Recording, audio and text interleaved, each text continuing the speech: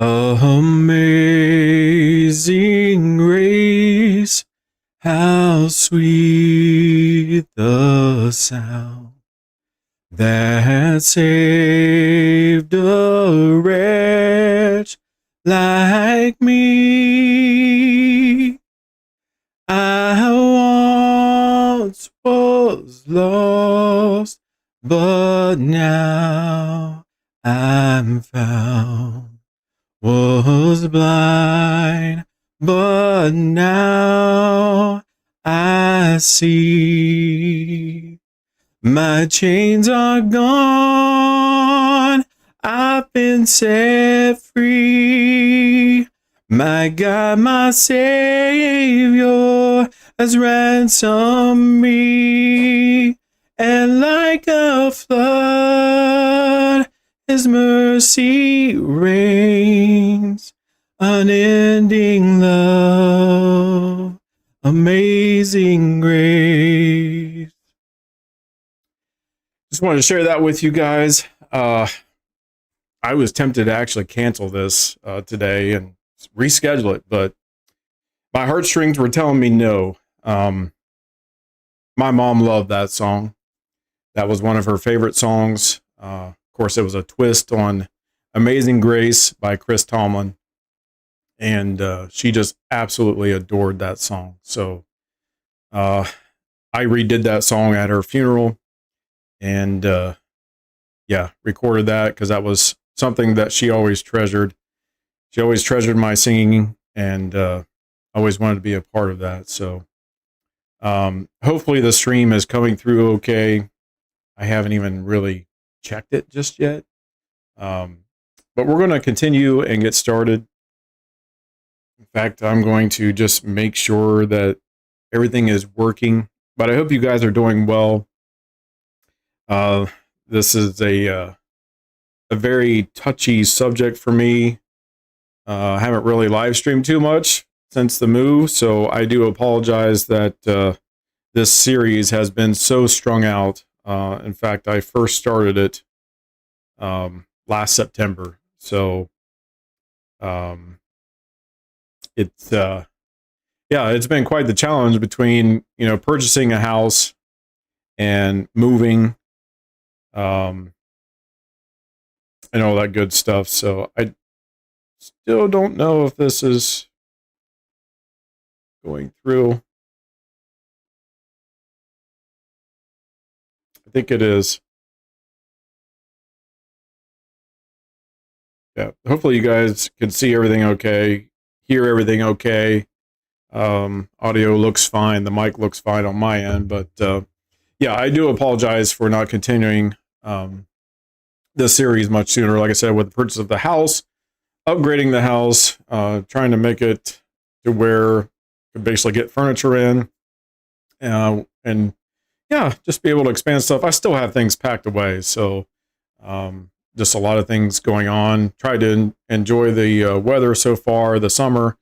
But like I said, there are a lot of heartstrings were just being pulled on me to, hey, you need to get back into this. So I don't know if it was my mom, like brushing my shoulder, putting her hand up on me and be like, hey, you started this, let's go. Let's get back into it. So that's what we're going to do right now. Going to get started. As I showed everybody on the first session that I started, this is the journal that my mom had left behind for just strictly for me. So this was her handwriting. I showed you guys all at the beginning, her handwriting, which is very hard to read. Oops, there we go. Very hard to read. Some of the words are even hard for me to read, just because it is all in cursive, and not that I can't read cursive. I was trained in cursive in school, but some things are just hard to pick out because as my mom's health declined, her handwriting got even sloppier. So right now, I'm just going to basically tell you guys a disclaimer and just tell you that this content, the continuation of this content, is not suitable for young children at all. So I definitely encourage you, if you've gotten this far, to stop the video, because now I'm going to get into the journal entries, and some of this stuff is just not appropriate for young viewers. Okay? I'm going to get my specs on because I need them.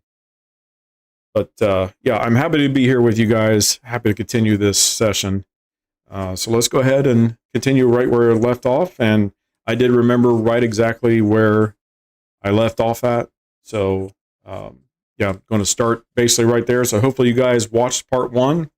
If you did not watch part 1, please go back or stop this video, go back and watch part 1 right now before you start part 2. All right. All right. Picking up right where we left off. My mom's words. Okay. But wherever the camera is, there it is. All right. There we go. His whore and sex and alcohol was all he seemed to care about. I never went to visit him because the few times I did go, he and Hilda were naked, and I never went back. I hate to even think what all Kathy saw since she lived there with them. Mark moved back in with us for a time after he graduated. He began his career in Marietta, Ohio, at the Woodsworth store as a manager, and then within the year moved to Columbus, Ohio, with Woolworths. Every few years, he just kept moving farther west. Sorry, I told you, some of this is difficult to read, guys. To be quite honest, I do not recall a lot of my 2 years of college. I know they were hard years until all that went on.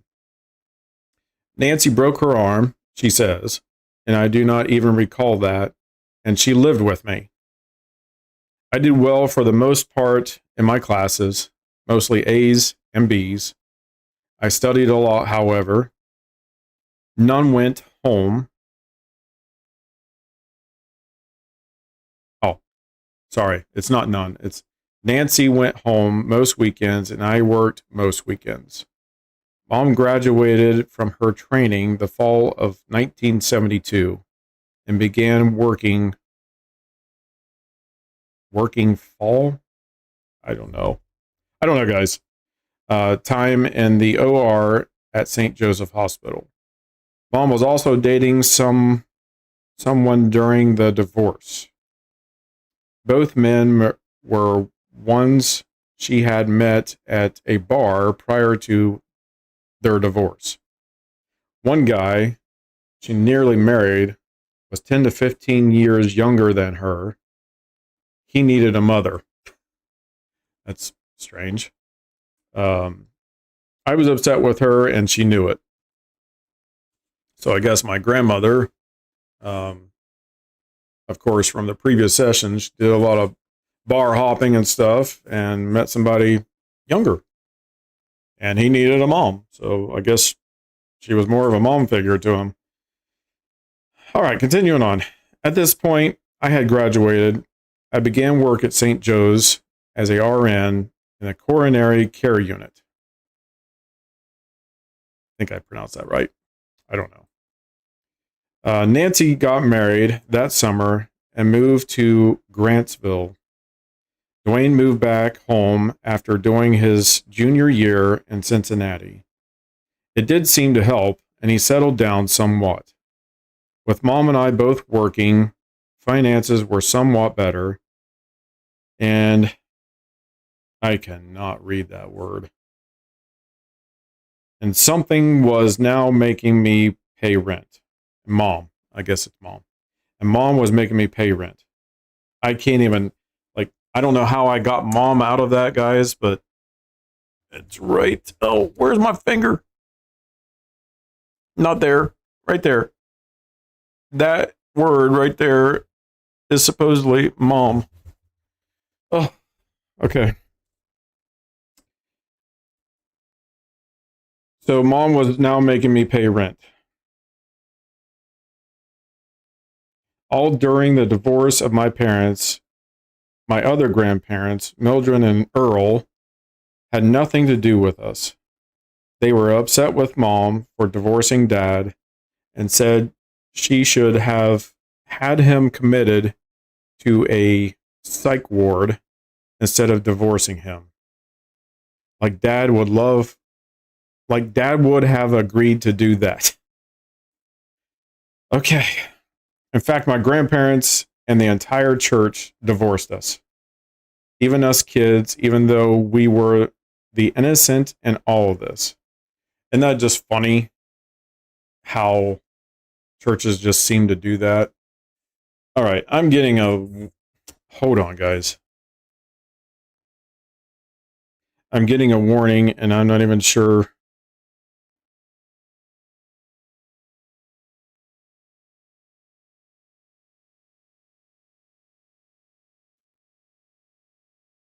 I guess it's still going. I don't know. I don't know what's going on. I may have to change some settings in OBS. OBS just seems to be acting weird. I'm sorry. So sorry about that. I don't know what's going on. I just hope it's all still coming through okay. But yes, as I was saying, divorce was an ugly word in church. You couldn't discuss it. You couldn't talk about it. You couldn't talk about the past. You couldn't talk about anything, really. I mean, and it was back in the day, you had to dress up for church, which we'll get to another time. All right, continuing on. Even though they were innocent in all this, so we had little to do with the church for a few years. I still tried to go on Sunday in the mornings, but I was usually the only one who attempted. In the midst of so many trials in my life, I was constantly reminded of Beth. I always admired her consistent faith in God. Sometimes I thank God for blessing me with her example. Without it, I am not sure where I would be today. Even though Christians judged harshly, her faith taught me God is there no matter what. During the summer of 1973, I was working at St. Joseph Hospital, and my best friend, Jean, began work at Public Debt in 1972. We still ran around a lot together, and one Sunday afternoon, we rode bikes to the city park. It was there that I met Mike, my father. She knew his cousin, Dave Kale, I think, from Public Debt, and we stopped to talk with them. We went to a burger joint and grabbed a bite, and from that point on, your dad was glued to me. Okay. He began calling me several times a day and wanting to see me every night.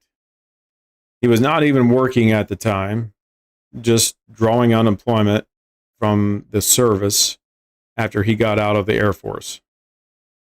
This was the summer of 1973. March of 1974, we became engaged. I paid for the ring we picked out, and then he paid me back. A month or so before we were married, he finally got a job at Ames Shovel Plant.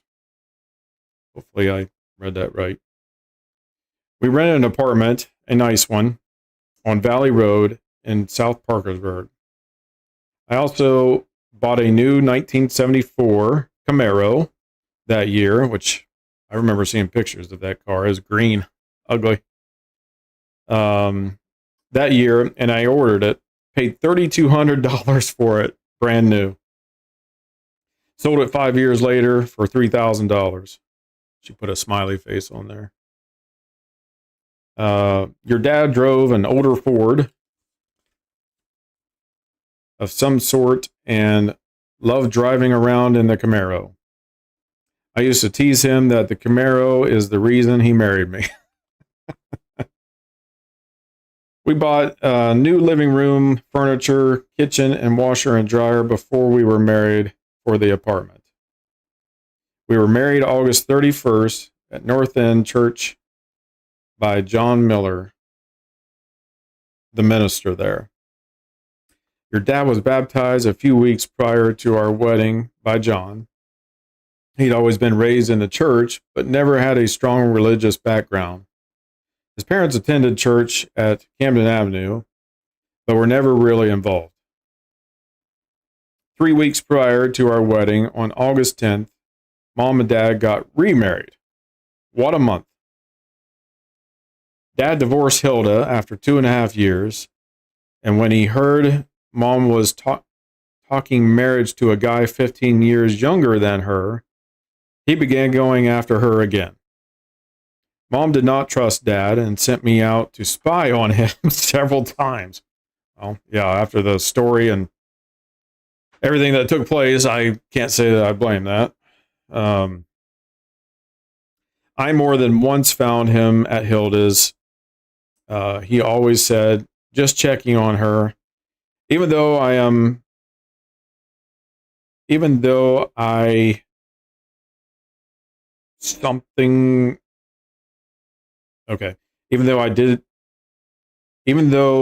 Mom may have had not trusted him, they married again anyway. So Mom and I moved back into his home on Elm Street. Nightmare on Elm Street, right? For just 3 weeks, and that was 3 weeks too long. I wanted away from both of them. Their remarriage was rocky for a few years or two after this, but they finally settled down. Mom continued to spy on Dad. That's crazy. Why even get remarried if you're going to continue to spy on somebody? And gave me stuff to keep that. And gave me stuff to keep that she found in his pockets. For several months after I was married, she would still call me to cry on my shoulders. She would call me to cry, sometimes on my shoulders, about their marriage. I really got tired of it. They both continued to go to bars, never went back to church, and Dad continued his sexual comments and even grabbing at me even then. So even after they got remarried, my mom was fondled and touched by her own father. Your dad and I attended Camden Avenue on Sunday mornings, but that was it. In January 1975, your father was fired from Ames, and I guess it was Ames, and I could not pay all the bills and keep up our apartment on my income alone. So we moved quickly back to my parents' apartment on Covert Street. Slums again.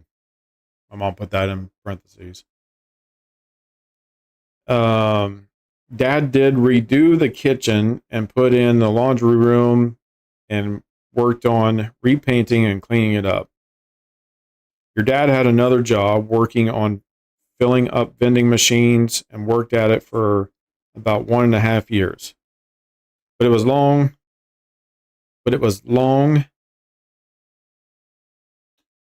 I don't know. But it was long hours. Okay, there we go. It was long hours, and he did not like it.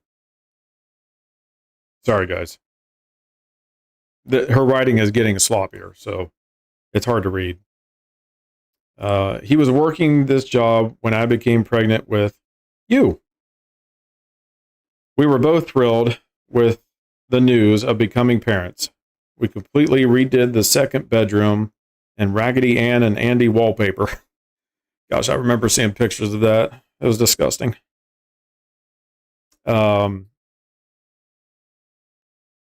We used second-handed baby set, dresser, and diaper changing table. My pregnancy with you went well. I had some nausea and vomited once, but did well. I worked mostly midnights and CCU still. It was so... Okay. It was so neat to feel you kick and move. Back then, we did not have ultrasounds at all. So we waited until December 24th to find out you were a boy. Well, that's good. So no ultrasounds back in 1976. Who all remembers that? My water broke at home on December 23rd after I had cleaned house and I don't know. 24 hours later, around 11 a.m., 12/24/1976, Jason Michael, that's me, came into the world, conehead and all, at 6 pounds, 9 ounces. Tiny little thing, but he was beautiful with a lot of hair, blue eyes, and long eyelashes. I guess everybody, from what my mom had told me, everybody thought I was a girl. Until hopefully they looked down. I don't know. My mom has a side note here too. Says, I also pushed for 3 hours to get you out. I was a very tired mama. Okay. Yeah, because I'm assuming back then they probably didn't have epidurals, any of that sort either. So I don't know. I need a drink. Sorry.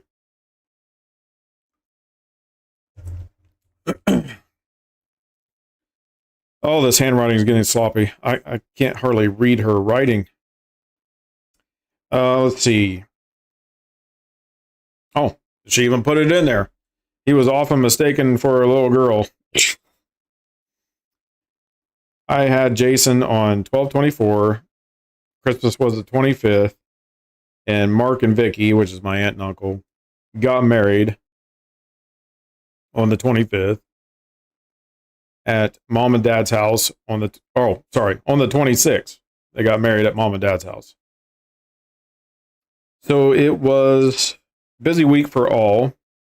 I begged the doctor to let me out for the wedding, but he would not. We stayed an extra day because baby was jaundice and under the light. I was jaundice, I think, for like a week or so. The day we went home was the 27th. It was snowing and very cold in Parkersburg, and it never stopped all winter. As soon as we arrived home, friends were coming to see our new son, and the apartment was a mess. I really had cleaned the day I went into labor, but your father had done nothing since. Jason and I spent most of the winter cooped up in the apartment. I gained only 18 pounds with Jason and lost 22 pounds. I came home at 112 pounds. I'll never see that again. That's what she put in parentheses. I nursed my son for 6 to 8 months and had to force him later to take a bottle. He did not like those rubber nipples. Mom's words, not mine, guys. I'm just reading. This apartment only had gas stoves in each room and no furnace. So to keep warm that winter, we had to sheet the doors to each room to keep that room warm enough. It was often below 0 degrees that winter, and the Ohio River actually froze over completely. I have never seen it do that since. More like North Dakota winters. And she says that because my sister lived in North Dakota, so yeah, and winters were really cold in North Dakota. Jason was very colicky and cried a lot every evening, so from 6 p.m. till 12 a.m., I just sat and rocked him a lot. After about 4 to 5 months, I started back to work in CCU part-time. I was ready to get out of the house by then. It was good to work part-time and got me out among adults again. Gave us more money and also allowed me time to watch my son grow and learn. Your dad would sometimes take you on car rides in the evening to get you to sleep. The car always seemed to work. For a time after I went back to work, your dad had to bring you in to nurse because because I refused the bottle. After a month of this, I refused to nurse him in the morning until you would take the bottle. After just a few days, you learned that the bottle was okay. After the colicky stage, Jason was a great baby, always smiling, always happy.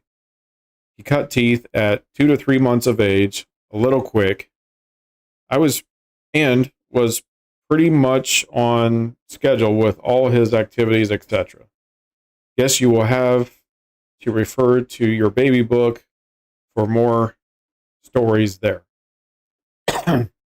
Which, of course, my parents, mom in particular, started a baby book for me and basically put in the different times of the months when I would cut teeth and all that other stuff. So I do still have that. It's looking a bit old, but I'm getting old, approaching the half century mark. So, all right, continuing on. I learned a lot on babies with Jason. Sorry. Oh, it says sorry in parentheses. You were my guinea pig. I was a little smarter by the time Amanda, my sister, came along. When Jason was about 8, I'm guessing she meant years old, 8 years old, your dad decided to change jobs. Or no, I'm sorry. not 8 years old, 8 months old. Okay. Hard to read her writing, guys. When Jason was about 8 months old, your dad decided to change jobs once again. He decided to sell insurance for Western Southern Life. Never even heard of it, so I couldn't tell you. This meant he had to move to Ohio. Or this meant we had to move to Ohio. After a few months of looking, we found the little house on the hillside in Little Hocking. Tiny little house I pretty much grew up in. Most of my toddler years, anyways. And it was up on a hillside. It was a bright yellow house. It was like a block house with almost kind of like a stucco or concrete on the outside of it. Yeah, kind of weird. It was not much, but it was a start and all that we could afford. We bought it in fall of 1977 at $13,500. Oh my gosh. Yeah, you try getting a house now these days, that cheap. It was $93 a month for the house payment. I continued to work part-time, and Dad and I spent a lot of time remodeling and fixing up this little house. It was a mess when we bought it. Cracks in the walls, etc. Snakes that Jason liked on the kitchen floor. But I protected you and smashed him with a peanut butter jar. Okay, so I guess I was playing with snakes in the house. So the first year there was busy and messy, but the snake population lessened. I continued to work part-time, midnights and afternoons. Your dad's mom watched you when I was working 3 to 11s until your dad picked you up. So, and I remember that vaguely. Like, they only had one vehicle they had to share, so it was a constant battle of changing, back and forth, and I was always in the vehicle being dropped off to another parent. So yeah, so I definitely remember that as a kid. So during these years, you were primarily with me or your dad. Your dad did not like selling life insurance either, however, and after a few years there, he got fired once again, owing them money for premiums he never collected from people. Then I found out he emptied our savings account, my savings account, or I'm sorry, Jason's savings account and wrote bad checks for over $1,200 from our checking account. Things I did obviously know about. I was too young. He also borrowed money from friends, and I knew nothing about. So I quickly became a mess. I went back to work full time immediately to support us again.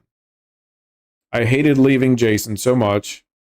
We had to borrow money from my parents to cover the bad checks in the bank. I found out what he had done 3 weeks after he was fired. He never was honest with me until I saw it and confronted him.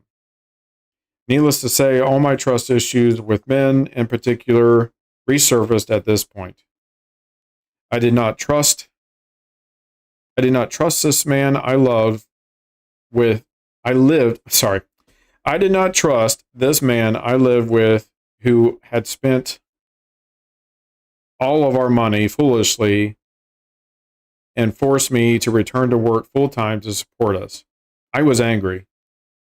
Your dad was out of work for several months, and then I found out I was pregnant with Amanda, my sister, in the spring of 1981. At this point, he decided he would use his Virginia or VA college money. Sorry, must be vet money. Since my father is a vet, and go back to college. He had done some college at Fairmont State in West Virginia prior to the Air Force. Then there's a side note, sorry. That summer, he helped Dad some with the log cabin in Calhoun County, West Virginia. So in the fall of 1981, he began nurses training and also started working full-time 3 to 11s at St. Joseph Hospital for the OR. He mostly just had his nursing. Sorry, I'm going to start over. Difficult to read this. He mostly just had his nursing classes to take since all the English, chemistry, etc. was already done. Okay, there we go. He became a busy man, but did very well. When your dad started to work, I began working full-time midnights so I could watch you in the evenings while he worked, and then I would just pass you off to him as I worked. Yeah, and like I said, I definitely remember those times because they only had one car and being passed back and forth between parent to parent with one car. Days we needed someone to watch you, your Aunt Marcia would fill in. So we were a busy family. My pregnancy with Amanda, my sister, went well also. I only gained 18 pounds again. Very little nausea this time, mostly headaches. I was huge with Amanda, though. A big belly, and I stopped working 3 weeks before the due date. Then she came 2 weeks late. I woke up around 4 a.m. one night with cramping, went to the bathroom, and when I would return to bed, I dumped water all over the waterbed.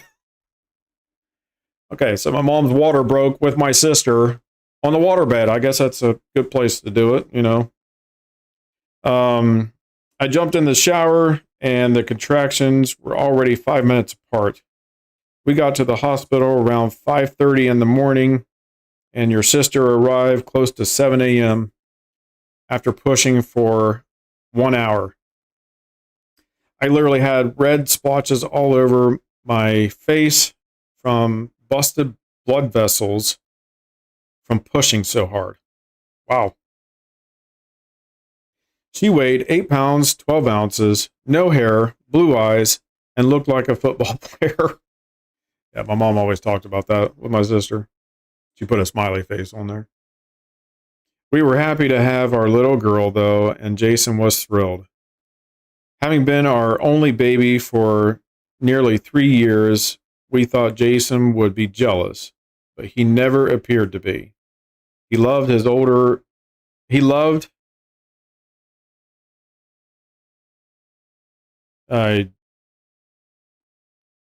I don't even know. He loved being an older bro position and always held and played with his little sister. As she grew into a toddler, you often played house with her and played with her kitchen set. See, I was a good brother. Don't let her tell you ever that I was a bad brother. Amanda's first Christmas was the year Jason gave up his blankie to Rudolph and finally gave up sucking his thumb, age 5. When Amanda was around 10 months old, I kind of decided I needed to get more involved with church again and get my kids in classes. We started attending Rosemar Road Church of Christ. The Abbeys had recently went back there to build the church back up. Joy Abbey, which is one of my mom's friends, had just graduated from, I don't know if that's, I don't know, something training in Harding and began, must have been Harding University, and began working with me at St. Joseph Hospital shortly after we began there. We became good friends, and she loved you kids. As you well know, we all became very close to the Abbeys. Yes, we did. While we attended Rosemar Church of Christ. We were very active there, taught classes, had most of the fellowships, etc. There was another couple that my parents became very close to, and I named one of, well, I guess his wife, I named her Mafu. Her name was Martha, but I guess when I was a kid, I could never say Martha. So she became Marfu. And Mike Tucker were over a lot also. So Marfu and Mike Tucker were over a lot to the house also. Your dad was a deacon there at the church. I was also rebaptized after I attended Rosemar. I did my own little Bible studies a lot at first and decided at age 11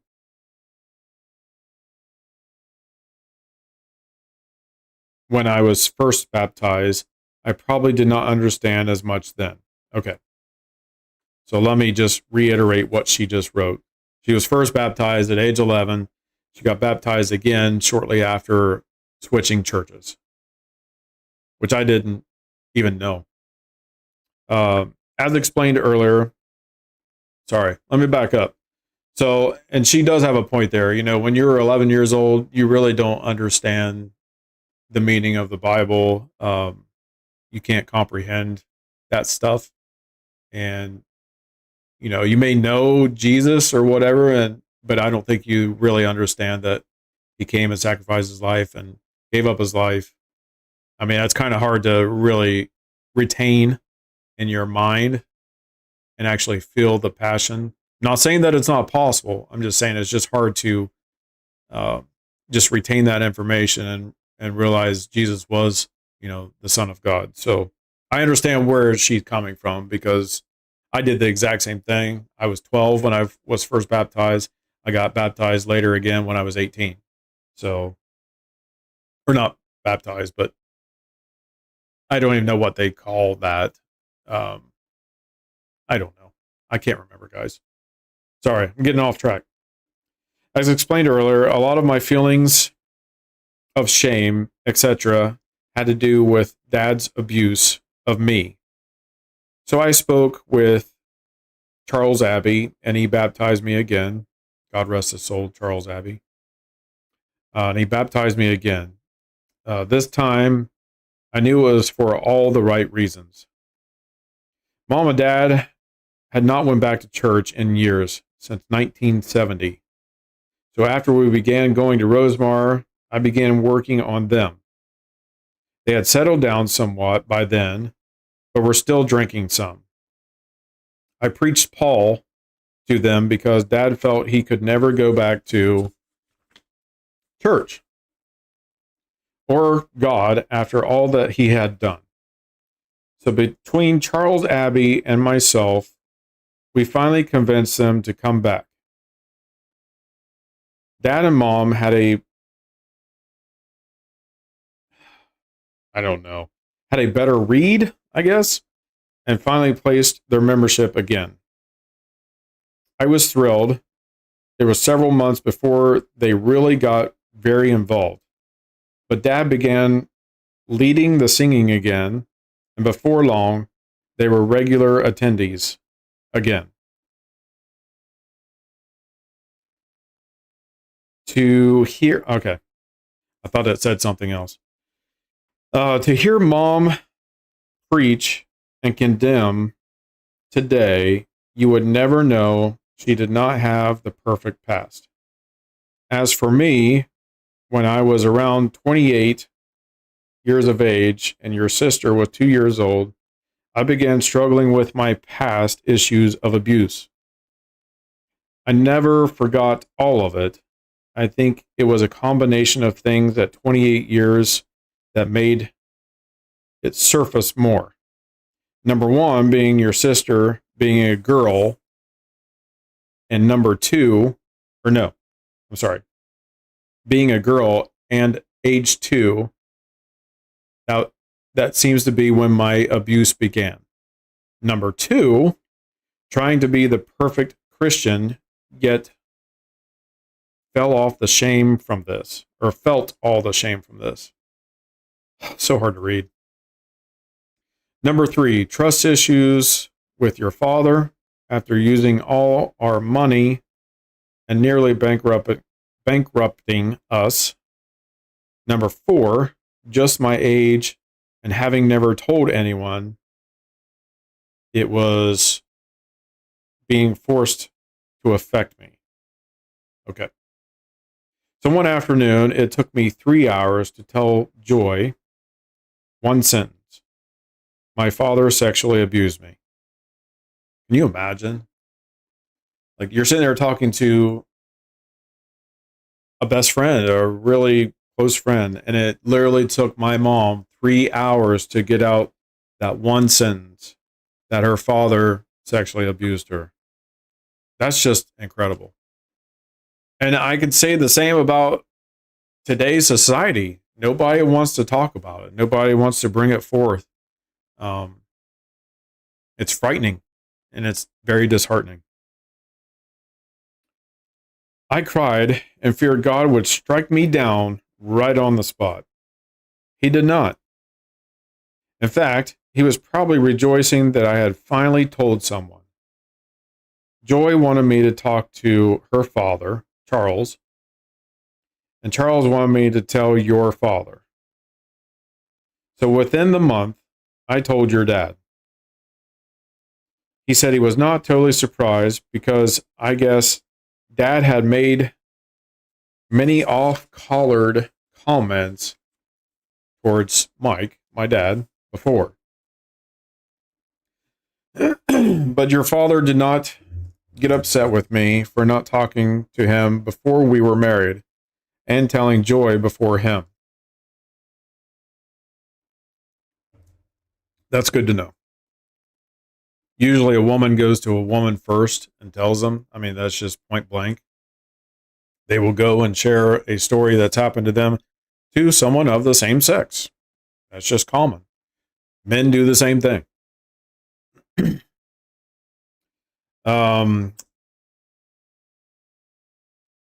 That was his 2 main comments about it. I'm so sorry. My father did get upset with her. Okay. So my father did get upset with her for telling a woman first before him. So I misread that. That was his 2 main comments about it, was that I hurt him. It never seemed to matter what the shame and effects had on me. It was how I affected him. Needless to say, It never did feel very safe to talk with your father about my past. So during the next 10 years, which I would have been 28 and now 38 years old, I tried to heal myself. I felt I was a RN. I could heal myself, right? I prayed a lot. I read a lot that I could on the subject. I talked a lot to Joy and Connie Kaufman after we started going to Belpre Church of Christ, and nothing seemed to work, though. In fact, it actually grew worse. Oh, and she put a side note on there that she journalized a lot. So from age 28 that my mom was to age 38, she kept a journal. In 1989 or 1988, we made the move to Belpre Church of Christ due to the teen group and a larger congregation. Teddy Tackett was a youth minister, and you kids loved him and Cheryl. Great youth minister. Nothing bad to ever say. I mean, they did so much for me as a teenager. I mean, they really did. So my mom was right when she wrote this in her journal. You know, we had a lot of youth outings and stuff in church. It was just great. Youth rallies, things of that nature. At this point, I became very close friends with Connie Kaufman.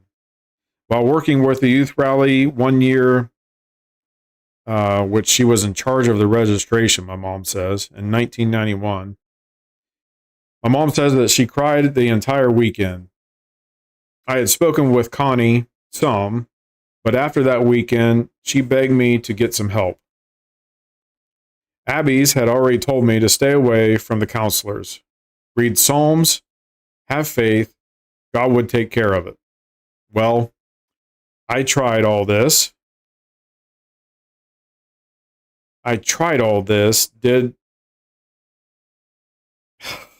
All it did was just fill me more with shame and doubt, because then I doubted my faith and God's love even more. By this time, I was 38 years old, and my life was spiraling down the drain quickly. I was so depressed. And I vaguely remember, like when my mom was 38, let's see, I would have been obviously a teenager, so 12, 13. I remember a lot of times and days when mom would just be very depressed. She would go and hang out in the bedroom, and my father would go in there and ask her what's going on. Sometimes they would go behind closed doors. I never heard my parents ever fight or argue. I'm just going to be clear on that. The only time I witnessed that was later on, and it was one time it happened in the garage. There was no pushing or shoving or anything like that, because I think my dad knew better, first of all. And of course, he already knew that my mom had been abused by her own father. So, but for the most part, my childhood was great, you know, around a loving set of family and parents. So, all right, continuing on in the journal. Oh, there were days that I could hardly make it out of bed. I began to contemplate suicide. Boy. Thank God my mom didn't, but I understand having that feeling. You know, she felt helpless. She was abused by her own father. She had trust issues with men. It's hard to read this, guys. I mean, it really is. I mean, this is my mom's writing. My mom's writing in a journal. And it's hard to relive it because I feel like I'm living in her past. I thought of different ways I could do it. The one thing that kept me from doing it was you and your sister. I could not leave you. As distraught as I was, I know that you needed me. With Connie Kaufman's insistence, in 1991 or so, I picked up the phone and called Gail Reimer. Now, Gail Reimer was a psychologist in the area that I grew up in.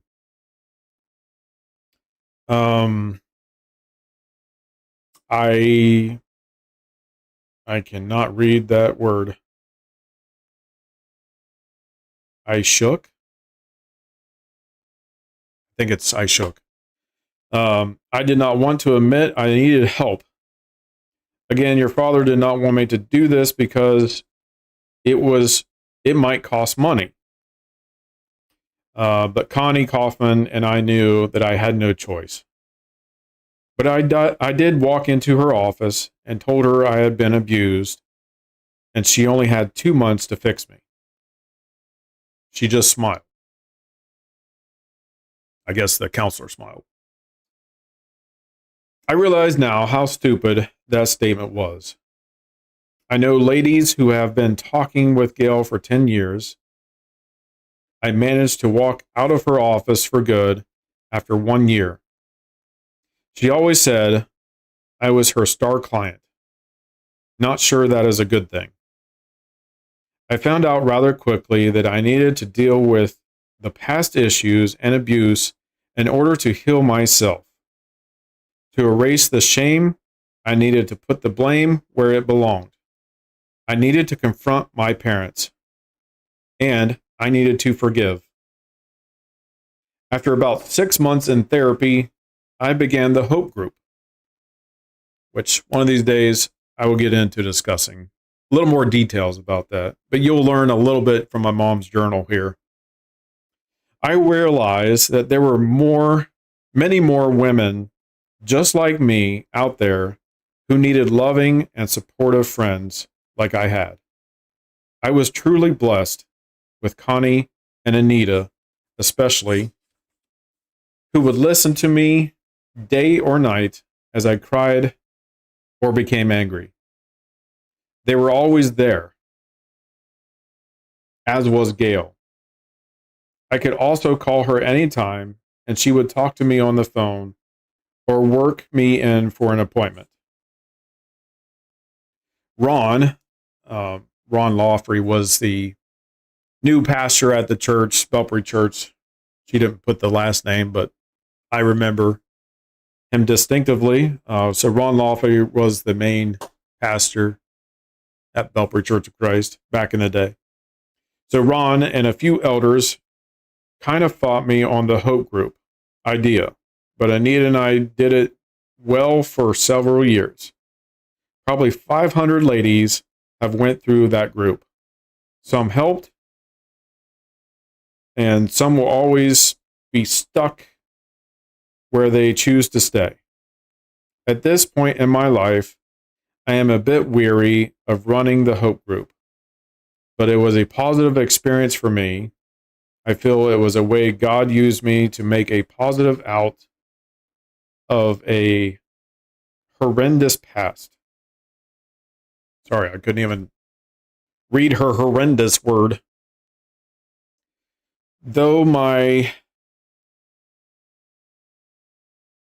I don't know. I'm just going to say, though my pain,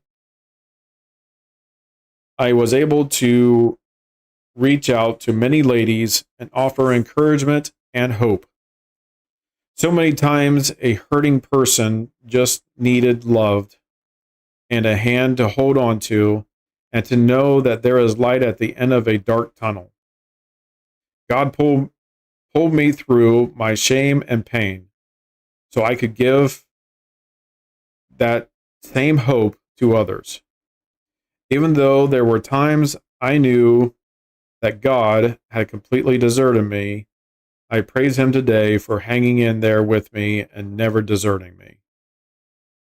So I went to Gail off and on for a year, and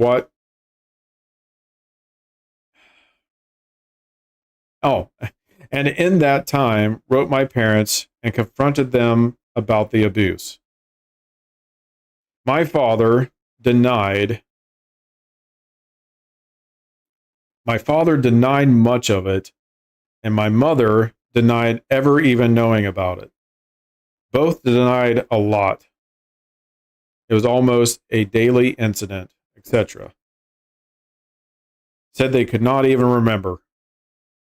To make a long story short, I avoided them for nearly a year to allow myself some time to heal. And I remember that. So when she says that, we were told, my sister and I think it was about when I was a 8th grader or a freshman in high school. And the only thing mom had told us about was the simple fact that we would not be seeing that side of grandparents for a whole entire year. There was no reason. And this was before I even knew any of this stuff, guys. Like, didn't even know what was going on until my senior year of high school. That was when mom had basically confronted my sister and I. And I think it's because, too, my sister is 5 years younger than me. And I think mom just wanted to find the right time to tell us. But yeah, we literally did not see my grandparents from my mom's side for a whole entire year. We stayed away from them, didn't do any outings with them, any family gatherings, get-togethers, nothing. So that's what she's talking about here. My father did write me a few times and apologize for some of the abuse. His first note stated he could not believe I could do this to him and mom. Story of my life. Anyway, after laying all that out on the table and finally looking at the whole ugly mess and moving out of my denial of it ever affecting me, I was able to put the shame and blame where it belonged and was able to heal a lot and move on with my life. I finally was able to accept I was lovable and my life did have purpose. I guess I was just finally able to make some sense of my life, understood my fears, my thoughts, my depression, and so much more. As for the rest of my life during these years, I continued to work part-time, full-time at St. Joseph Hospital. I began work full-time at Parkersburg Cardiology in 1989 and am presently still there. So again, hold on, let me finish this sentence. I'm presently still there. Oh, sorry, that was that was the end of the sentence. So my mom wrote this journal. I don't know if you guys remember from part 1 of this series. She began writing this journal in 2008. So my mom did not retire until, hold on, I got to think back. She did not retire until 2019. Okay. Was it 2019? Yes, 2019. So right before COVID. Okay, moving on. We moved off the hill in 1985 and moved to the house close by Stahl's nursery. We loved the house there except for the cold TV room and the wet basement. So when she says the cold TV room, it was actually a breezeway that they enclosed, but they did not insulate it. So we had kerosene heaters back in the day when I was growing up, and that's what helped keep that room extra warm, I guess, in the wintertime months. So that's what she was referring to. The wet basement, so there was no French drainage or anything like that in that basement itself. So yeah, it was a rather damp basement. So dehumidifier was running constantly down there. So that's what she's talking about. Your sister began kindergarten that fall at Little Hocking School, and you began 5th grade. It was a tough year for you, switching schools, because I did have to switch schools. My sister got to start fresh, so lucky her, but I did get bullied in 5th grade a little bit, not much, just because the school that we transferred from was a rivalry school, and they basically knew it. So yeah, just a little bit of bullying, but it really wasn't bad, you know. It was more like a pick on, and of course, back in those days, you just punch somebody. you take it upon yourself and correct the issue. And, luckily never got bullied ever again. So,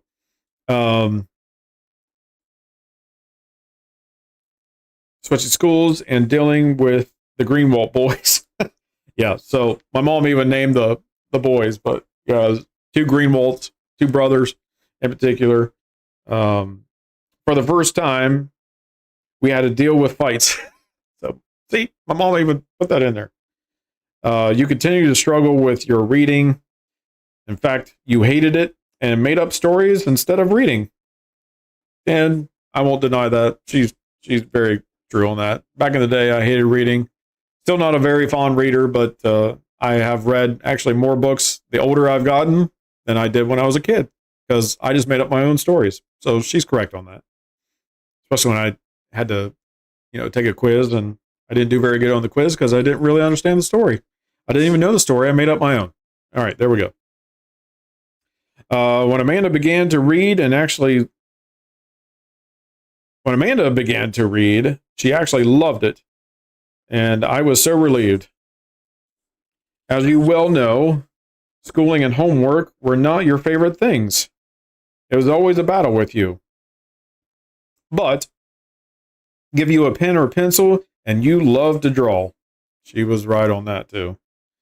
I loved my artwork back in the day. I'd make all kinds of different creatures. You had some extra tutoring from Mary Abby, and she thought the problem was not reading, just keeping you interested. And she's right. Like, my interest was in other things. My interest back then was, in 5th grade, was music and art. Like, it totally was. As you know, your art teachers loved you. You complained about practicing piano, but always seemed to pick up music far more easier. I got reports of you doing strange things in school, like wearing my arm splint, etc. I don't remember that. Not sure of all the reasoning for these actions. Sure, you would know them better than I would. I really don't. So, your first car was a blue, well, I know more than she does, but she put blue Mustang, but I had an 81 Fox body Mustang, and it was a midnight blue collar, but she did get the Mustang part right. So, but yeah, that was my very first car. She said it looked good, but it ran like crap. She's right. In fact, I blew up the motor, so yeah. We'll talk about that in one of these discussions that I have about my bio. Second car was Anita's Tempo. Yeah, it was a Ford Tempo. I seemed to stick with Fords when I first started driving. It was a stick shift. I do remember that. 5-speed, manual shift. It ran well. Looked like it had been painted by hand. That's funny that my mom put that in her journal. Like, she literally remembered me. I spray painted my car. Okay. That's what she's talking about. I literally got spray paint cans and spray painted my car. It was a maroon collar. I didn't like the scarlet or the maroon collar, so I went with red, bright cherry red. That's my favorite color, cherry red. So it didn't turn out too bad. Not bad for a garage job. Said you went to OVC for 1 year, and once again, I do not think studies and reading was what you were interested in. But on stage through Express, and when you did your skit that year, I could not have been more prouder. So sweet of my mom to say. I did Forrest Gump impression in college. My parents recorded it. I still have the VHS recording somewhere. Yeah, it was quite the show. And of course, I was then singing, like I was singing and stuff on stage. But yeah, that's nice of my mom to say. Could have made her even more prouder. So you were so good at performing, singing, and being Forrest Gump. There it is. See, I just talked about it. I didn't even finish reading what she said. both of you kids did the usual school activities. Amanda, my sister, played some sports. You did art and band at Warren High School.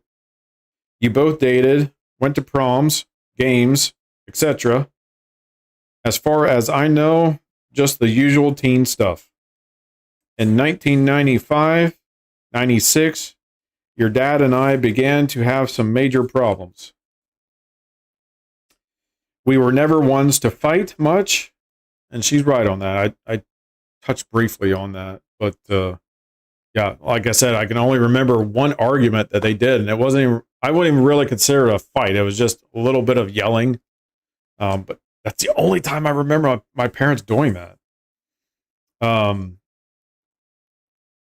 We were never the ones to fight much, and we tried to keep disagreements quiet and not fight in front of you kids. She's correct on that. So I guess when we did decide to separate, it was a real surprise to you and Amanda. Boy, was it ever. I'll touch on that for just a moment, because I was on my week of my finals in college, okay? Week of my finals. And I find out that week that my parents are getting divorced. This is 1996. Who would have thought, being raised in a church like I was, okay? Who would have thought, and my father being a deacon at the church, that I would have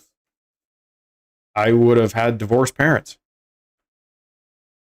Never would have thought it. Hey, I've been divorced. Anybody going to judge me for that? Okay, so she continues on. She goes, for that, I am sorry. So she did apologize, and she apologized to my face many times, many times. I know now I should have been more honest with you kids. So stop there again. I was angry. My frustration level was through the roof. I started hanging out with the wrong crowds when I found out this information. My parents were getting divorced. Got into some trouble, not legally like in trouble. Fights, drinking, smoking. And I'm not talking about marijuana. I'm just talking about cigarettes, okay? But I got into all those things when I heard this news. My parents were splitting. They were separating. They were going to fall apart, basically. I was mad. I was old enough to understand what divorce was, obviously. I'm 19 years old at that time. And yeah, I was just angry. All right, continuing on. She says, the truth is, I know I had not been happy for a few years. There was very little, if any, emotional connection between your father and myself. Like most of the female species, I need intimacy, a deeper connection. And for any of you men out there, women need that. She's being flat out honest. I voiced this to your father many times through the years, and all I heard was, that it is just not me. I cannot change. So my father literally, if this is true or not, I haven't heard his side of the story, but she's saying that when she confronted him, he just basically said, that's just not me. I'm not an intimate guy. Can't change me. I don't know. I have to hear his story too. After the trust issues I had with him over the finances years before, I suppose trust remained an issue. Finances were always tight. It seemed we fought more on buying and paying for things that I felt were important, taking vacations, doctors, etc. Because we don't have the money. That's all I was ever told. We don't have the money. Yet when it came to baseball cards, which my father was a collector, TVs, stereos, any other electronics, etc., we always had the money. I put up with this for years, thinking it could be worse. It was my duty it was my, I guess it was my duty. I don't know. In denial, I suppose, for many reasons. I don't even know what that means. I'm just reading what she wrote, guys. As I did in my childhood days, I began to lean more and more on my friends for that connection that I needed. First, there was Joy, and Imogene Abbey, then Connie, and then Anita. Your father would often get upset with me about my friends, even though at one point I rarely went on trips or out with them much. He still felt insecure about them. I encouraged him to do things with his own friends. We had no close friends. As things grew worse, I begged your father to go with me to his needs, her needs, at church. That's actually a book, by the way. He refused, saying that he did not have $100 to pay Teddy and to tell him what to do. Teddy Tackett. That's my youth minister. Just a little reminder. I was upset by his attitude. We were not worth $100. So needless to say, things continued to worsen. I was growing more and more detached, and at times literally dreaded coming home and facing the friction with your father. Therefore, by 1994 to 1995, I was doing more with Connie, Anita, and some of the people in the Hope group. About this time, I approached your father about marriage counseling as a last-ditch effort to save or correct our marriage. Jeff Stevenson, who is actually the current preacher now at the church I grew up in as a kid or teenager. Jeff Stevenson was a counselor, but was 2 years away was 2 hours away in Canton, Ohio. Feeling we probably needed a Christian counselor, we decided on him. We went to Jeff several times, but each time your father blamed me, my past, my friends, etc. The last time we went together, Jeff had asked your father about friends, relationships, intimacy, and your father told Jeff he didn't need any. Wow. Intimacy was not, I don't know. I can't read that. Okay. Now I got it. Intimacy was not him, and he could not change that. I guess that was an eye-opener for me. I told your father on the way home I would not go back again until he went by himself and worked with Jeff on some of his own issues. Your father refused, and the counseling was stopped. Again, I don't know my father's side of the story on this. This is all just coming from my mom. So I know a little bit from what my father had told me, but I'm not going to get into that because this journal is about my mom. So shortly after this, I ruptured a disc in my lower back. I had been in pain for a week or two. At work one day, I sneezed and the pain shot down my butt and leg, and my leg went numb. I was bent over, dragging my leg. PCA sent me home. PCA was the unit that she worked for at the hospital at the time. And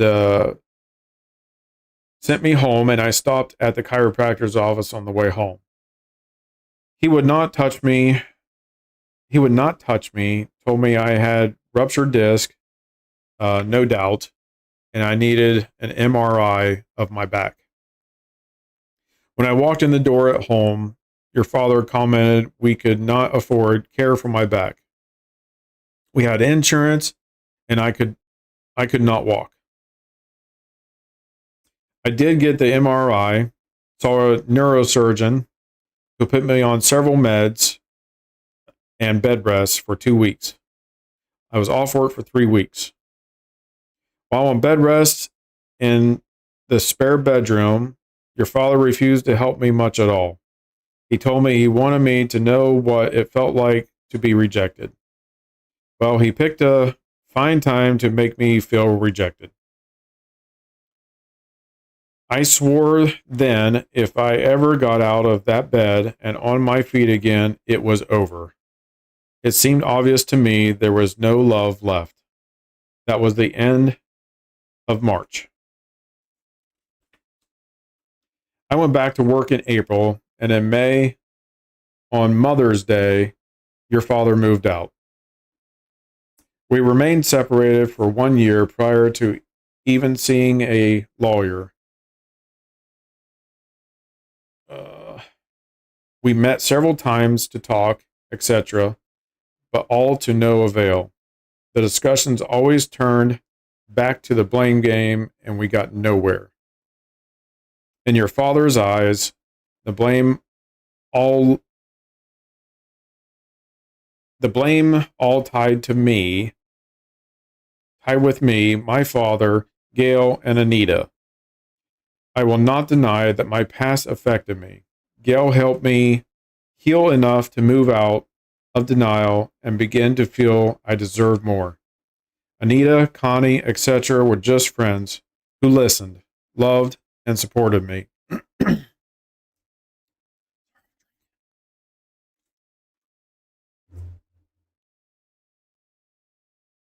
In any marriage, it takes two giving 100% to make a happy marriage. And it doesn't even have to be a marriage. It could just be a relationship. You can't have 25% while you're giving 100% and vice versa. It's impossible. 100%, 100%, all the time, no matter what kind of day you're having. Mike and I were just not there, and he made it clear there was no need to change. There was no need to change for him. Your father is a good guy, funny, crazy, nice, etc. He is just your father. I know a part of me will always care and love him. We shared 23 years together. But I grew weary of the walls, coolness, selfishness, etc. I continued to see our values grew further and further apart. His values were toys and electronics. Mine were more emotional. We finally sought a lawyer and together got a dissolution. We agreed to disagree. Settled all the details with the lawyers. We each paid half the fees, and we had our court date set. It took all of 5 minutes for the judge to say the marriage was dissolved. I left the courthouse bawling my eyes out. She put an unhappy face. Your father was speechless. Anita picked me up at the courthouse because I could not drive. The tears were tears of loss. Loss of a 23-year marriage, loss of a dream, loss of love, fear of what the future held, fear of rejection by the church and friends, fear for you kids, fear of being entirely on my own. I can't read that. Okay. Just a lot of different emotions to deal with. See, a lot of the things I can make out once I read some more of the sentence that she was trying to say. All right, back to it. When we first separated, I feared being able to make it on my own. I had never been alone in my life. I had you kids, but you were often doing your own thing. So there were a lot of evenings of just watching TV or working on the house. I tore up all the carpet, sanded, varnished the floors, replaced the floor in the TV room, and put in a fireplace. I kept busy. Financially, I seemed to do better, which amazed me. I think it proved to me, though, how much of our money before had to be wasted on stuff. I am sorry for all the pain and the confusion this caused you kids. I know divorce is never easy on anyone. but I just could not continue. I could not continue. I don't know. I could not continue this any longer. Sometimes I felt my entire life had been spent living a lie. I always tried to put on my happy face and pretend all was fine in my life when it seemed it never was. I guess through my counseling and healing from the shame, etc., I finally realized I needed more than the lies and just existing. I hope you two can understand, she's talking to my sister and I, can understand that I am sorry it took me so long to get there. The only thing I was certain of. Sorry, guys.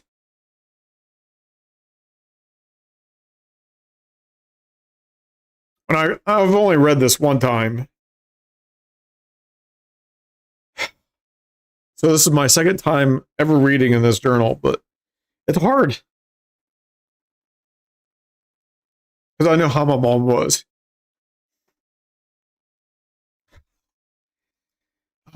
I swore I wasn't going to do this.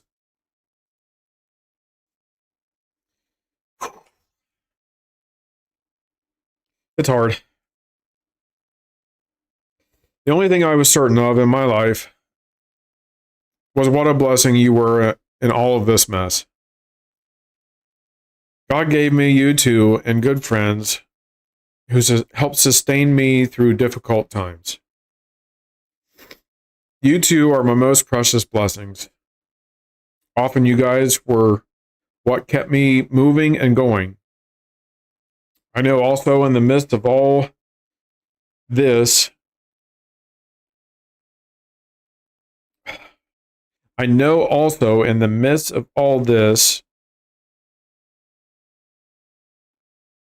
don't know, comments from your father and others, Anita and I. Okay. As for your father, it just gave me time. Oh, sorry. As for your father, it just gave him an excuse and something to blame. Truth is, we were both to blame. Just not me, and just not your father, not Anita, not Gail, not Connie, or anyone else.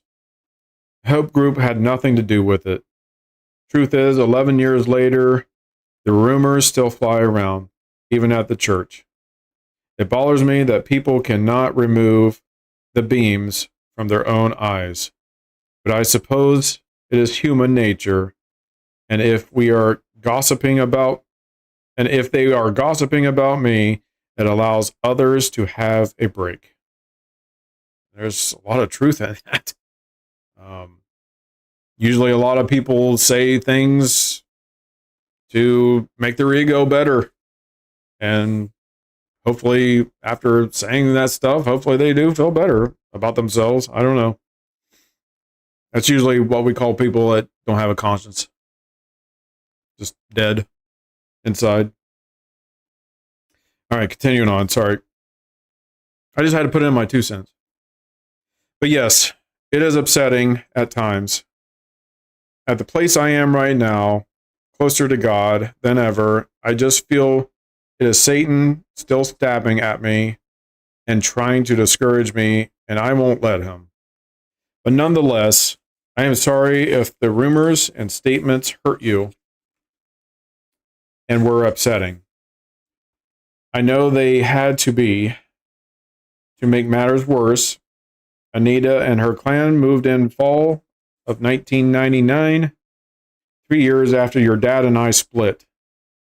She wanted out of the small trailer, but could not afford a house. I had a huge house and hated being alone so much. Well, the move fixed my loneliness problem.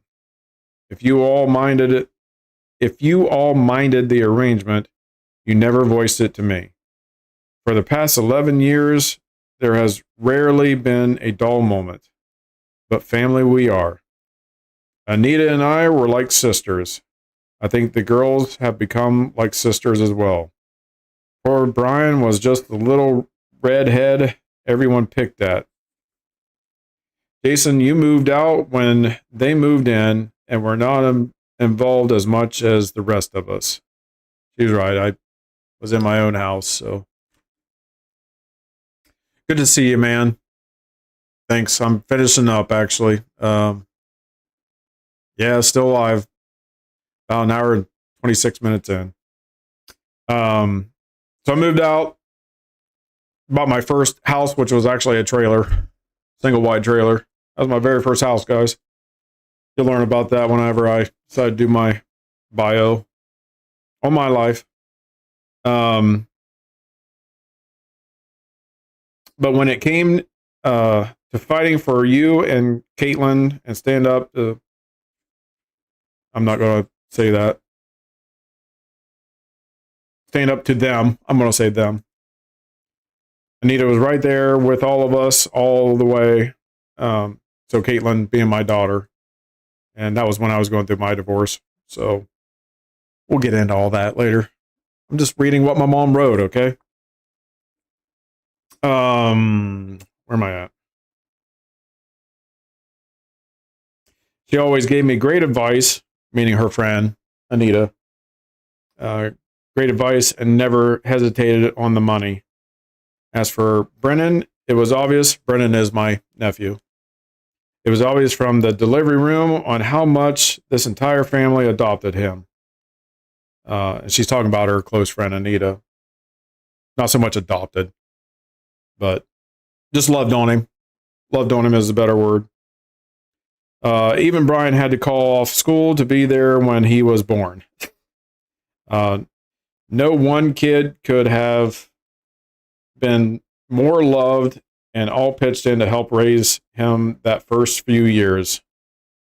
So such a blessed family is strange, so be it. I would put this clan up against many that I know of. After another year and little hawking and several basement floods, which there was a problem with that. Anita and I decided to buy a house together as sisters on a dryer, one that had a dryer basement and was a little more newer. We ended up in Vincent, Ohio, a beautiful home, a lot of work because half of it was woods and half of it was cleared. This brick home will definitely hold a lot of good memories for us, as have they all. As for your father and I, has never been bitter between us. We may never agree on how the other does things in their lives or each other's properties, but we have remained friends. Life is just too short to let bitterness, etc., run your life. As for where I am today, as I turned 55, man, that's hard to believe. So she was writing this at 55. She passed at age 70. So 15 years. This book's out for 15 years before I got it. Sorry, let me start that sentence again. As for where I am today, as I turn 55 in just a few short days, I am in the best place I have ever been in my life. Oh, I still have my struggles and worries. Finances are tight. I have major debt. The economy is a mess. This was 2008. You guys remember 2008? That was the world crash, market crash, everything. I lost my place. Economy is a mess, as is the world. There are 2 wars going on and more trying to start. I have lost $50,000 of my retirement funds. I'm 55 and my body is feeling it. I live in a house much too large for me and too much upkeep. I have a mother in her final years with her health failing. I have 2 dogs and 4 cats to care for. I have 2 wonderful kids and their spouses with their own set of problems. And I have 5 beautiful grandchildren. So technically, my mom ended up with 6 grandchildren. Sorry, I had to think about that. Yes, 6 total grandkids. So obviously, Annika, which is my youngest niece, was not born yet.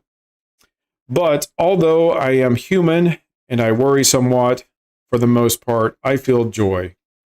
I know I am blessed with family, friends, freedoms, material blessings, and a God who loves me and is always there. I try my best today to let go and let God.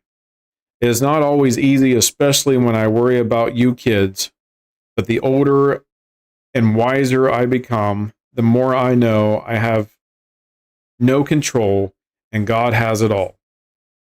I want to trust and believe in His power to take any situation and work through it. I also know I have no control over what others believe or do.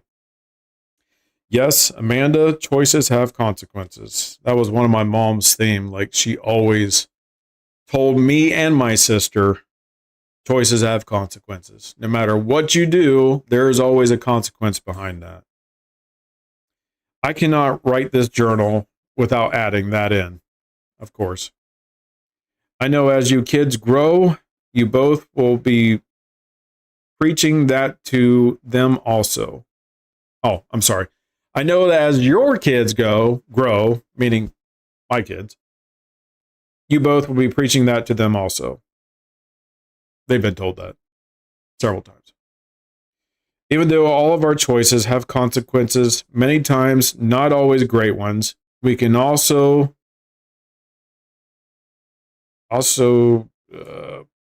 I don't know what she's saying, choose to learn from those consequences. Okay, let me read that again because I can't even make out that word that she wrote. Many times, not always great ones, we can also then choose to learn from those consequences and not be stupid enough to walk down the same path again. There is the real shame is when people never seem to learn. She's correct. God allows things to happen to us, but never leaves us in the midst of it. Midst of it, M-I-D-S-T.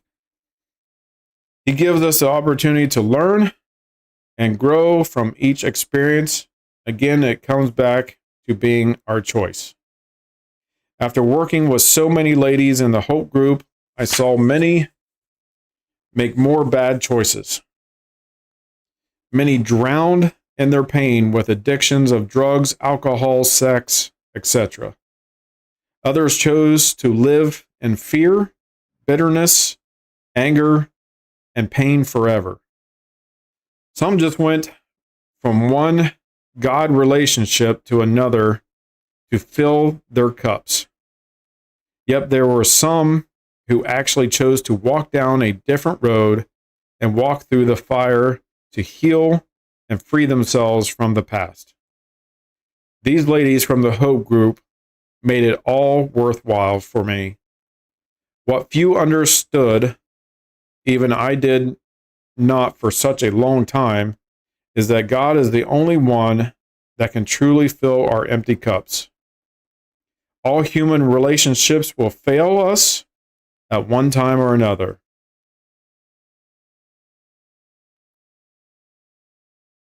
I don't know what that is. Blessings are only temporary, and no amount of money will ever buy happiness or peace. Now let me go back to see if I can make out that word that she was. Oh, there we go. What she said is all human relationships will fail us at one time or another. Material blessings are only temporary, and no amount of money will ever buy happiness or peace. Finally got it. Our real joy can only be found in God. At the old age of 55, I see that more clearly than ever. If there is one thing I want to leave with you children, it is not my precious moment collection or money. It is to believe that God is mighty. He is who he says he is. He will do what he says he will do. We can survive anything with him, and my joy and peace are found only through him. If he knows the number of hairs on my head, how can I not believe that he knows exactly what I need and what is best for me? She's got a great point. God's power, as mentioned above, has definitely been made perfect in my weakness. You seem to have made a living making the wrong choices. I don't see that, dude. Maybe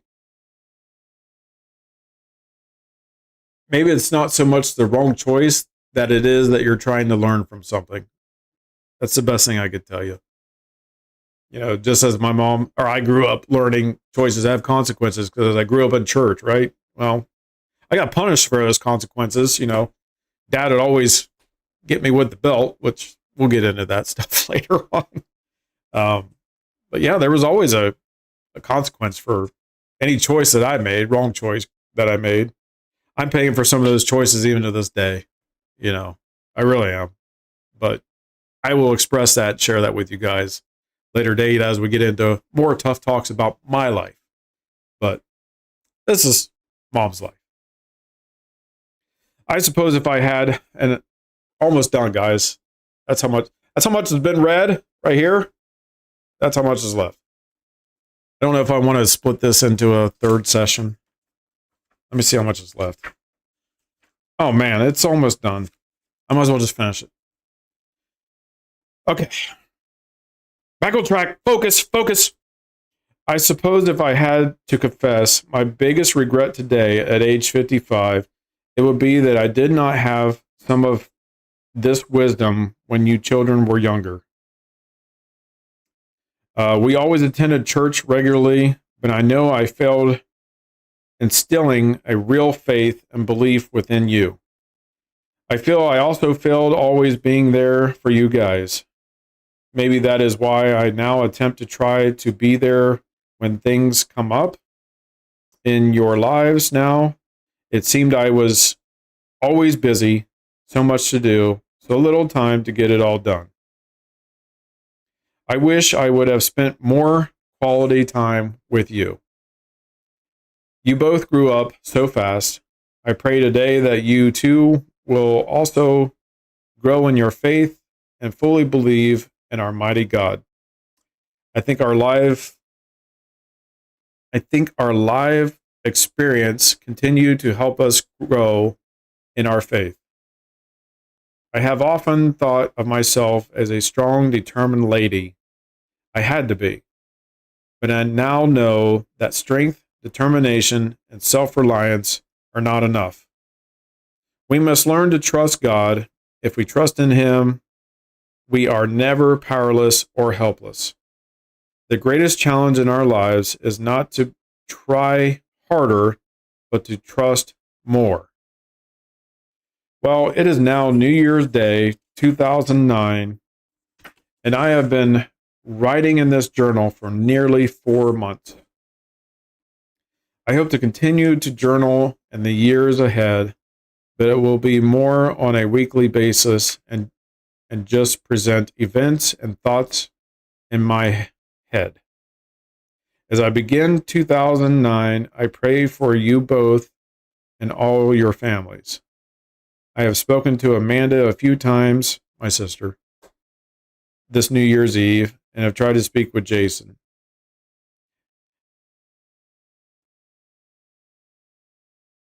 I don't know exactly what happened that night, but she said I didn't return the calls. I sometimes find myself worrying about you guys and events in your lives but at this stage in my life, I know I have no control over you all or life in general. I just choose to pray and allow God to take care of the rest. Jason and Amanda, I don't know why like, my sister has her own journal, so I don't really know why she put Jason and Amanda, because this one was strictly for me, and my sister got her own. But maybe she just wanted for us both to hear it. Jason and Amanda, I'm going to end this life journal, put that in quotation, because I'm not sure what else I can add. I may end it with some of my favorite quotes or thoughts. I may add nothing more. But as I end, I want you both to know just how important you are in my life. Distance has now separated us all, but in my heart, neither of you are far away. I thank God for email and cell phones and the fact that we are easily connected, unlike so many families in times past. So what she means by that, the separation, is I moved up farther north in Ohio in 2004. So she began this journal 2008, finished it 4 months later in 2009, New Year's Eve. So I was up this way.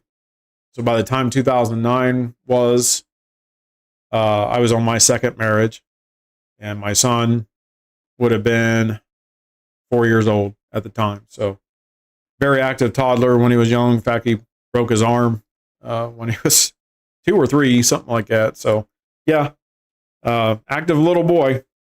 Okay, so she does conclude, that was the end of her journal entries, but she does conclude on here with some quotes. I'm guessing these were quotes that my mom came up with herself in her head. I don't really know. I've never seen these quotes before, besides the first time or the one time that I did read this journal of hers.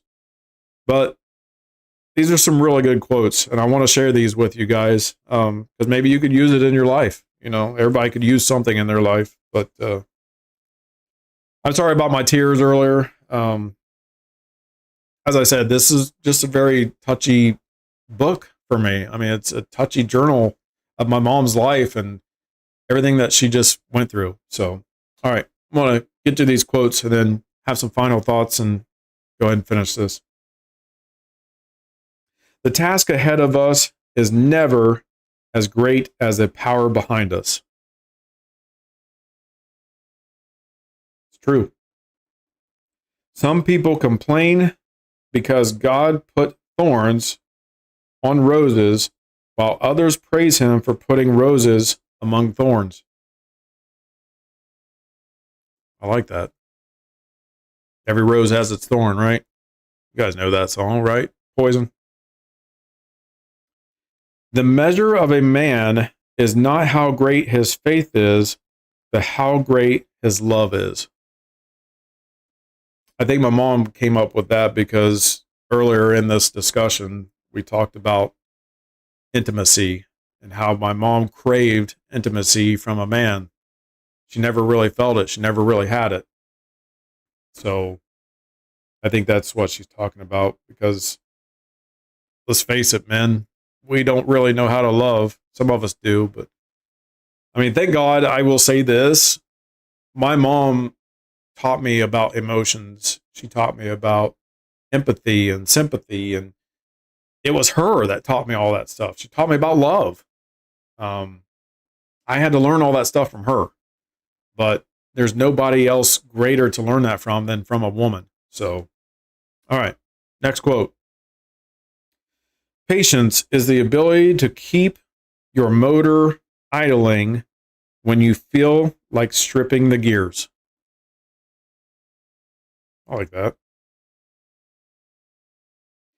Many a good man has failed because he had his wishbone where his backbone should have been.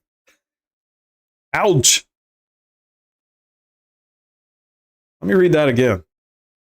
Many a good man has failed because he had his wishbone where his backbone should have been. Kind of makes you think. At least it does me. I don't.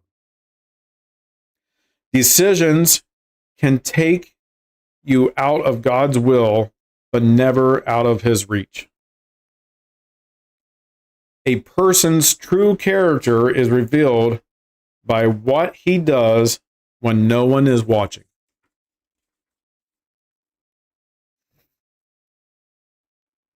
Okay, this one is a quote from Martin Luther King. So she did put who wrote this one. Everyone can be great because anybody can serve. You do not have to have a college degree to serve. You only need a heart full of grace. Wait.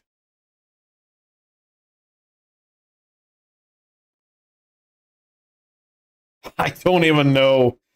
A heart full of something, a soul generated by love. Martin Luther King. I cannot read that word. I thought it was grace, but I don't think it is. Maybe you guys know Martin Luther King quotes better than I do. He who angers you controls you. I can see that. Don't let somebody control you. Don't get angry. What did the Hulk say? You won't like me if I'm angry. All right, next quote. The mighty oak was once a little nut that stood its ground. And she put a smiley face behind that. I don't know if you guys can see that or not, but mighty oak, little nut. Success in marriage is more than finding the right person. It is becoming the right person. Sometimes we are so busy adding up our troubles that we forget to count our blessings. Let me say that again because I couldn't really read what she wrote. Sometimes we are so busy adding up our troubles that we forget to count our blessings.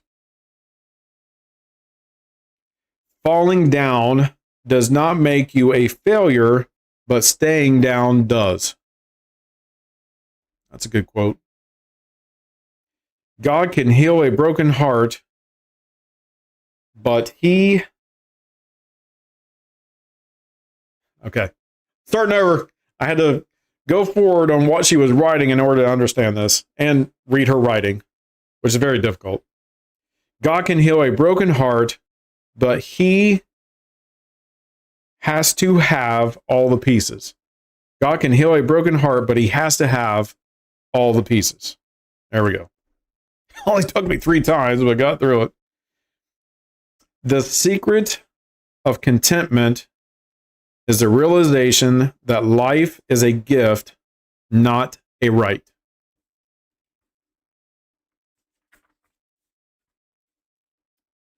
True faith and courage are like a kite. An opposing wind raises it higher.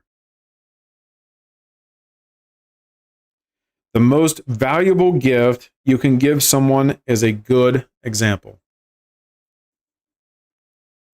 Don't be afraid of pressure. Remember that pressure is what turns a lump of coal to a diamond. You can accomplish more in 1 hour with God than 1 lifetime without him.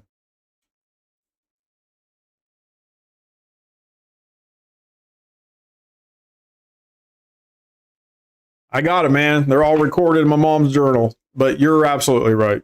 I like that. Maybe I could put it on YouTube posts or something like that and just say, hey, these were from my mom. Well, besides the Martin Luther King one. My mom had these. Where am I? I lost my place. Am I on the next page? Yep, there we go. People don't care how much you know until they know how much you care. I like that. My mom had some good quotes. I mean, I don't know if these are actually hers or not. I've never heard them before. In fact, I didn't even know that Martin Luther King quote. School was a long time ago for me, guys. It is not your position that makes you happy or unhappy. It is your disposition. Even put on Discord. I don't know if people will get into that. Seriously, though. People don't even comment on my stuff, man. The few times that I am on, you know that. Kindness is the oil that takes the friction out of life. Kindness is the oil that takes the friction out of life. The best inheritance a parent can have his children. Wait a minute. I'm trying to. Her L's and her H's look very similar, so. And so does her B's.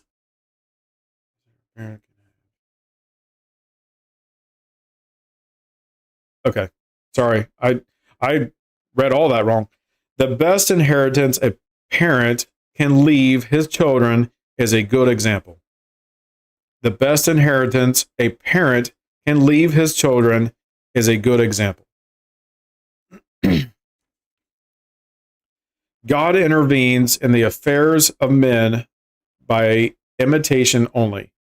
Invitation only, not imitation.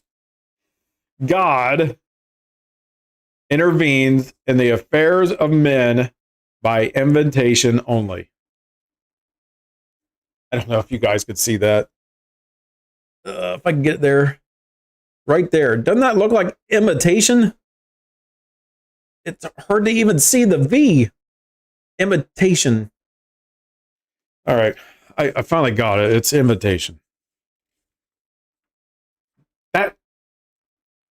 That's it, guys. That's it. Mom's journal. To me. From my son. Wow. What a series. I think the first series was an hour and a half. This one's going to be about 2 hours, it looks like. But you know what? I don't care. It's my channel. I wanted to share this with you because maybe my mom's story of everything that she went through as a child by the age of 2 and 3 years old, maybe it's going to help out somebody, you know? Sorry, you guys probably don't want to see my ugly mug, but thought I'd blow it up. I don't need these now. Whew. It's pretty sad when you're getting old and you need reading glasses. But the point of this, I think I'm hoping my mom is looking down and I told you she was a big believer. We all were, you know, we all still are. I'm not saying that I'm not a believer, but she wanted to express in this journal her rough journey as a child, leaving the church, trying to get involved in church. Her parents left the church. Her parents did bar hopping. Her parents did drugs. Her parents did alcohol. Her father abused her. In conclusion, that's what I'm getting at. It was my mom that brought her parents back together. How sad is that? I mean, it is unbelievable. Maybe not so much these days because these times are crazy. It's crazier now than it was back in the 60s and 70s. You know, that takes a lot of strength to literally get your parents back together, get them back into church after everything that my mom went through. I'm not going to go into too much. Well, this is the conclusion. It doesn't really matter, but if you guys didn't watch part 1, I highly encourage you to watch part 1 because it all started when my mom was younger. So I don't know. I didn't learn of this stuff, as I told you, I wasn't told about my mom's abuse until I was a senior in high school. That was where we all sat down at the dinner table and it was discussed for 2 or 3 hours as a family. And my sister, being 5 years younger than me, she would have been in 7th grade, 8th grade, something like that, 7th grade. And I'm sure she didn't really understand the whole concept because she was still growing, obviously. But I understood it all. It was a shock to the family, shock to just the entire system. And you almost wonder, like, how could this have happened? To such a family like this, a church-going family. Oh, things don't happen in a church. Yeah, they do. They happen when your father is actually singing in the church or whatever, and he sexually abused my mom, and I'm talking about her father. He was a leader in a church and sexually abused my mom. But yet churches, we're all good people. Not. How many times can you just go through life and be like, I'm a sinner? Guess what? The people in church, they're sinners too. I don't care if they go to church. Yes, they're going to church. They're putting forth the effort, I guess, and learning about the Bible and stuff like that. But church people are not good. They're not always good. Okay? I grew up in church. Do I consider myself good? Yeah, but that's not going to get me into heaven. Okay? It's about faith. It's about believing Jesus Christ is the Son of God. You guys know that. I can sit here and say I'm good all I want, but it's not going to get me into heaven. I truly believe, back on track with my mom, I truly believe my mom is in heaven. I believe that it could have destroyed her, everything that she had been through. All that could have destroyed her life. And as you guys heard me read tonight, she was contemplating suicide. But she couldn't leave us kids.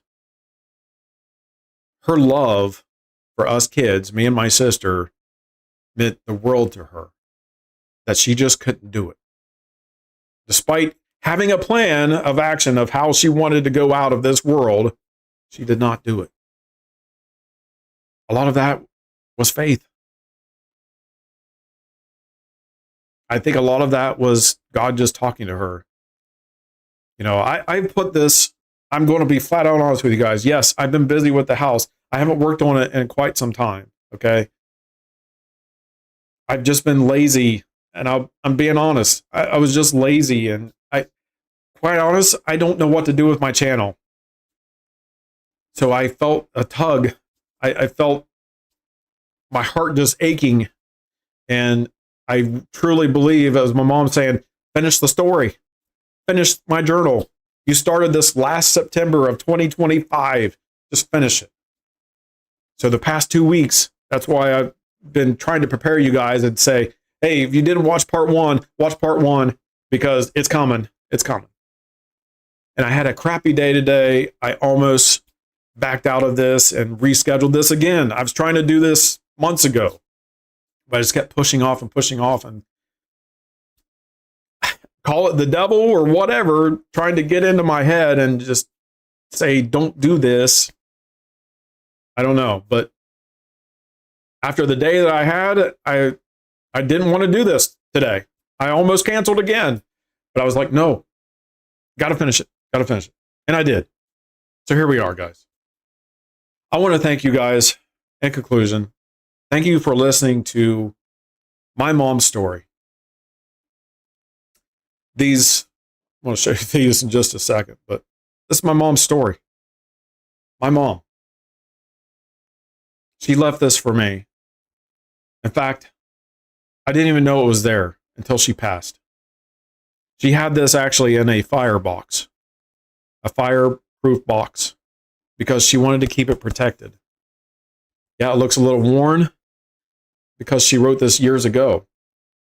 As I started opening it and reading it, that's when this started falling and fading off. But I wanted to thank you guys. Thank you for just listening to my mom's life. I'm hoping My mom was very special. I'm going to go into sharing just a lot of what she did. She only mentioned the Hope Group in here, but I know all about it. I was old enough to understand what she did for people. When she says that she literally helped out 500 women, I understand they were all women. She literally supported and helped out these women. She even housed some of these women, total strangers, in her house, okay? She housed them. She didn't have to. But she did because she cared about human beings. I was going to show you these. For some odd reason, when I opened up this book, these fell out. I don't know why. My mom gave them to me, probably because she thought I was a Looney Tune. These are, they're from the United Post Office. I don't even know if they got a date on them. 1999. Imagine that. So that was when she finished this journal. So when she finished this journal, she must have, and it's an actual stamp. I don't know if you guys can see that, but it is an actual stamp. Still on there, intact. So she must have went to the post office and was like, well, I'm done with this book. I'm going to get these and put them in Jason's book. But my mom always thought I was a character. I always like to make her laugh. Sorry. This is hard, guys. I miss her. It was 2 years, June 20th. And to this day, I still think about her. Not that you're ever supposed to forget, but I knew this journal was going to do this to me. I was touched when I read the first section of the first part to you guys, and just knowing all this now, I'm thankful for her story. There's no greater story than the story of your mother, especially when she puts it all in the words. No matter how tragic it was, she turned it around and made it into a positive. And granted, she wrote this when she was 55. She passed when she was 70 years old. Still too young, in my opinion. I feel like you're only old if you get to 100, but, what do I know? But again, I wanted to thank you guys for just tuning in and listening to this. There's going to be more content coming. Again, I'm getting that nudge because I feel like I need to share with you guys about my past and basically my beginning. So now that you know my mom's story, you've heard her give birth to me in here, and my sister. In fact, you knew the weight that I was when I was born and how she was in labor for 24 hours. But I have a lot to share with you guys as well about my life, and maybe you guys can relate to that too. I'm hoping that this catches every audience out there of my mom's life, my mom's story. And hopefully it helps you. Hopefully you can take something from it and apply it and realize that you're not alone. My mom felt loneliness in this book. She felt loneliness. But then she found her faith in God, and that's what got her through. And she became even stronger because of it and helped out many, many women who have also been abused and struggled and got them through that too. So thank you guys again so much. Appreciate you tuning into this session. That is the end, is the conclusion, but it's not the total end of Tough Steel Productions. All right, guys, take care. Stay tough.